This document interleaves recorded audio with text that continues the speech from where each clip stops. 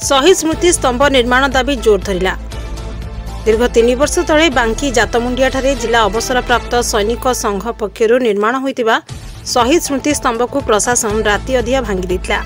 सेबेठारु अद्यापति निर्माण होई पाला नहीं शहीद स्तंभ कि एहा पई बांकी प्रशासन देई पाला नहीं जागा, केवल देई आसीछि प्रतिश्रुति बोली संघ आनिछि अभियोग, जेउथि विभिन्न समय प्रशासन को संघ पक्षर अवगत करा जाइछि।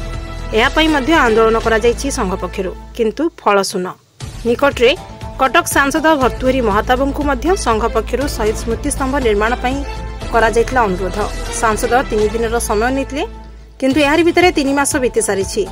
एबे राज्य नुआ करी लोकंक सरकार आसिछि। संघ पक्षर आज पुनः संघर 8तम वार्षिक उत्सव रे मुख्यमंत्री मोहन चरण माझी को गणमाध्यम द्वारा अनुरोध करा जाइछि एक शहीद स्मृति स्तंभ निर्माण पई। संघर स्वर रे स्वर मिला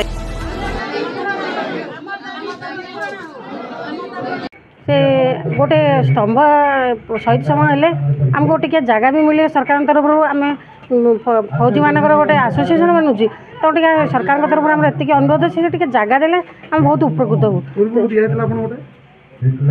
दिखाई से आमर प्रशासन जा भांगी देती राति आम जिते चेष्टा कलु आमको प्रतिश्रुति दौरान एटे देव हेटे देव कहीं आम 3 वर्ष है गड़े सारे। तेणु आम चाहूँ जदि सरकार आम प्रति टिके ध्यान देवे, आम सब फौजी भाई मान फैमिली मान उपकृत हो।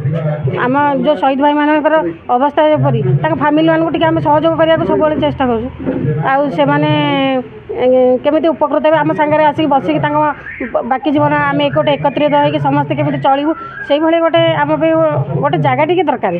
जो सरकार उपकृत हे तो आमको जगह टी आम दयाकोरी आम प्रार्थना करुचु सरकार आम से सक्षम ना जे आम गोटे जगह ये करूँ। तेणु जब सरकार टी आम दया करते तो आम जगह टी आम मैंने उपकृत हो।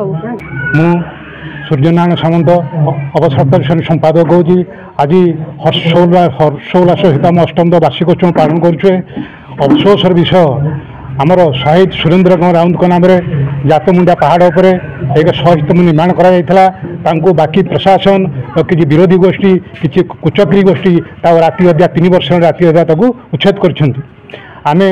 यार प्रतिवाद आम दाबीपत्र उपस्थापन करूँ। सी भी कहते आम 3 दिन समय देते निश्चय पुनर्विचार करें, किंतु वर्तमान सुधा तरफ कौन खबर बर्तमान तो आसी ना। तथापि आम साक्षात करने जीवु, दरकार हेले मुख्यमंत्री अभियोग शुणाने बसबू आम स्थिर करूँ।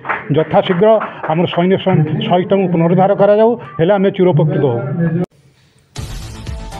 देखा बाकी रहा राज्य सरकार सहित जवान मान स्वार्थ को दृष्टि रखी एक शहीद स्मृति निर्माण करने खुद मुख्यमंत्री केउं भली ठोस पदक्षेप नेउछंती। ब्यूरो रिपोर्ट सत्यम न्यूज।